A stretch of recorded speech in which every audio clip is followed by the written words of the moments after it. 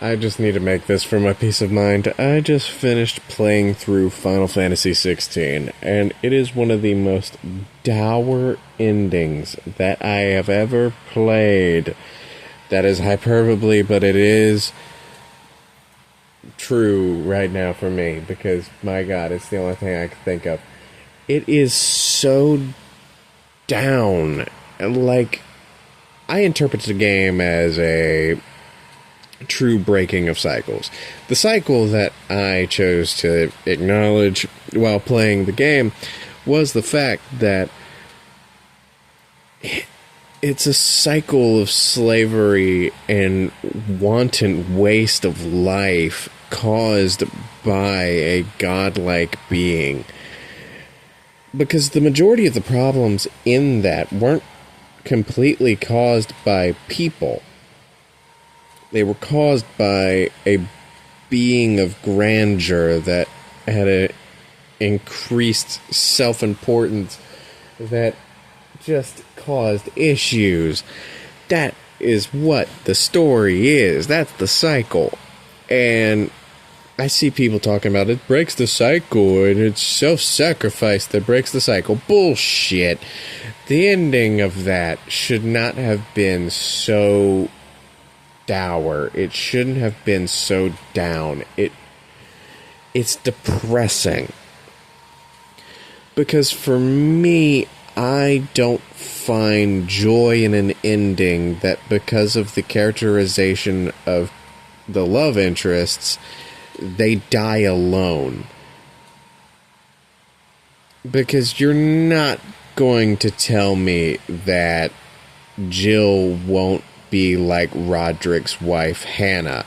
That she won't just live on in his memory in an empty house after she travels the world fucking mournful that she never got to travel with the man she loved. And Yote will forever hate herself for leaving Joshua and not letting him have her as a protector. Even if she was going to fucking die in the process, at the very least she could have died knowing she tried. Like, it is just depressing. And then the ending of it with the epilogue is ambiguous, but for me, ambiguity only breeds discontentment, because all that does is piss me off, because I know that there's a certain level of laziness, because the motherfuckers don't want to put in the goddamn effort to show you what happens in the fucking end.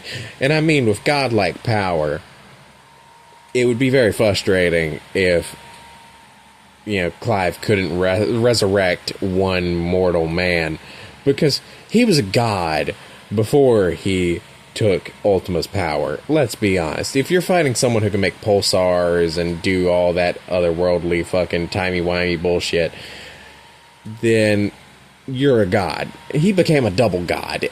Come on now. He is God squared, and he couldn't bring back a fucking mortal? That's so fucking stupid. That's so dumb. But I digress. Stupidity lives on. But also, the other theory I've seen people talk about is because he got rid of magic, the curse could have stopped and he could have survived. I don't subscribe to that, because one, if he did that would be a very depressing ending. And if you're going to do that, well, we could do the double depressing ending. Everyone, you want to know what that is? The person who wrote the book at the end, the epilogue written by Joshua, that could be Yote, because Yote would also want to keep the memory of her lover and the Duke that never was alive. And that's even more depressing. Remember, these are the same people that have executives that think the death culty ending of Final Fantasy 15 was a great idea. So I would not put it past them that a depressing ending that just leaves you down is what they wanted. Because genuinely, that's the feeling I got from that. Like, the scene before it, like, the whole lead up to that final fight, I didn't like because I knew what was going to happen. I knew at the very least Dion was dying, and Joshua probably wasn't making it. I was hoping they were going to let Clive live, because at the very least you get that mournful life goes on ending, but with a happier tone than something like the Hunger Games, because the Hunger Games had no happiness. That was just depressing. That was absolutely heartbreaking. Meanwhile, this game just, it frustrates you. And, like, I don't know another way to put it. It frustrates you if you try to think about it critically. Now, I don't mind the DLCs. I like the Echoes of the Fallen. That was a pretty interesting DLC. The fact that the Fallen, this nebulously described precursor civilization, were really close to making mechanical gods. They were knocking on the doorstep, which is the reason why they got nuked, effectively. They got shut down before they could keep going, because if they did, they were going to do it. They were probably a few years away, and then they were done from being able to mass produce it, at the very least. Meanwhile, the Rising Tide, that was interesting, because I liked the bit of information that the North isn't completely dead, and Leviathan was still around, because not having Leviathan in the story didn't make sense when it was mentioned. So I don't know. It was a very frustrating game for me. I had to make this to soothe my weary mind while I'm trying to go to sleep so I can wake up early so I can go to work. But my God, it pissed me off. I don't know another way to put it, because I don't like endings that are just so dour for no reason. Because that's my issue with it. If it is a story that has a ending that you know is just going to end sad, that's the whole hook of the story, and you're still going through it, sure, expect it. That's what's going to happen. But if it's not that, and it just has a piss poor ending, it pisses me off. I kind of feel like the only reason that the epilogue exists is because of who the combat director and all that shit was. The guy from Devil May Cry, which I don't like. Devil May Cry. I just don't like that type of game. I don't like action games in general, especially button mashy, combo heavy action games. I don't like them. I never have. But I digress.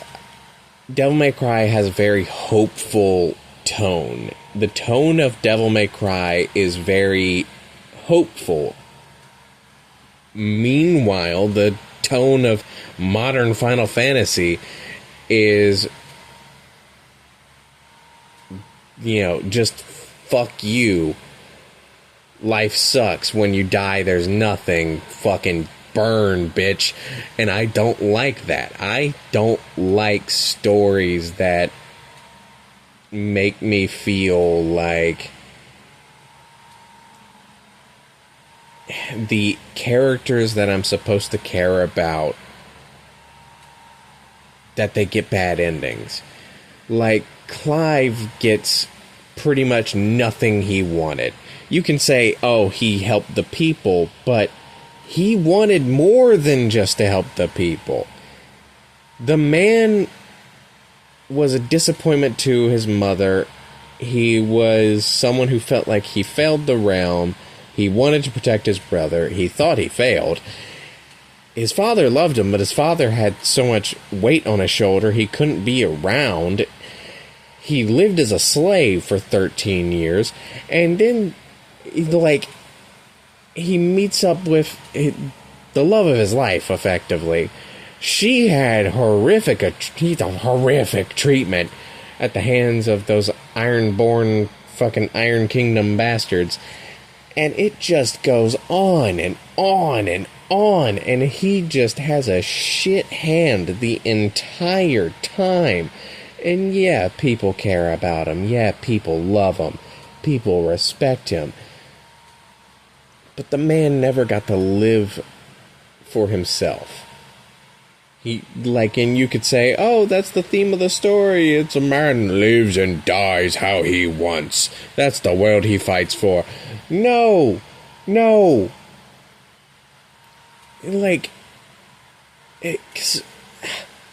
you're going to go and do that argument, the argument doesn't end there, because Clive is not a character that is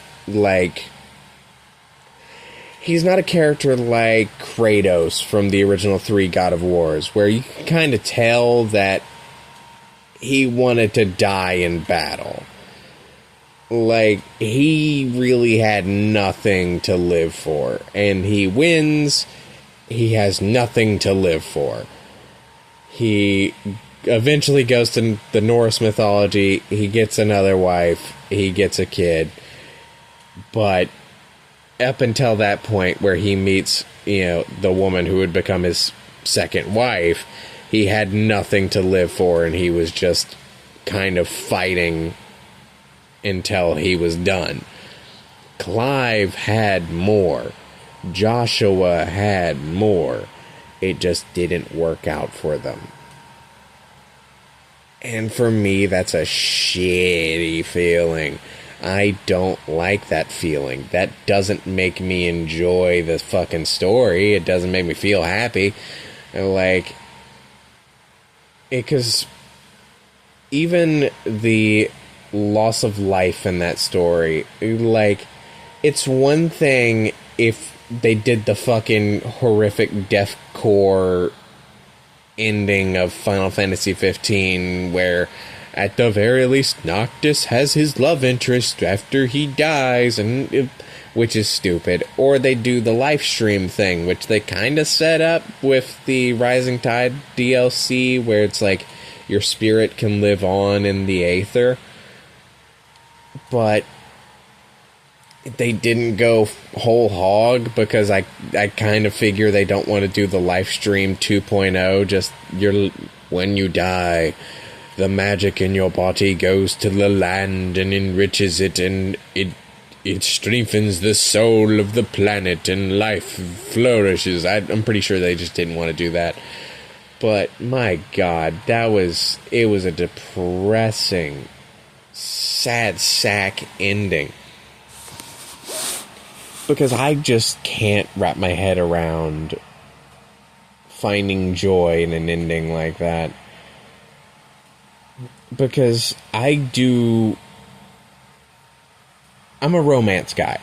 That's where this hook comes around to. I'm a romance guy when it comes to my stories. So the fact that Jill and Clive actually got together, and her setup as a character in the story is going to be someone like Hannah if Clive dies, that is just horrifically sad. It was already going to be sad enough that Yote was going to blame herself and was going to hate herself and was going to just, live on mourning the loss of her master and someone she loved. It's very depressing that Jill will live on, never moving on, missing a man that she loves. And it's just awful, because, like I said, the most dour ending is Yote writing the book with Joshua's name, which, you can make an argument for. You can make an argument that Joshua made it. You can make an argument that Clive made it. You can make an argument that Yote made it. I'm pretty sure you can make an argument that Jill made it because she knew what Clive would have wanted. Which that one's lower probability, but you can still do it. And that's what pisses me off about the ending, is the most likely conclusions lead you to unhappiness all around. This is just my relief thoughts on how much I hate the ending, because my god, I needed to excise this before I can make an actual video talking about the whole game and what I thought of the story, which is very Tales of Arise. I don't like the fact that it's very Tales of Arise, but if Tales of Arise was written to be just depressing,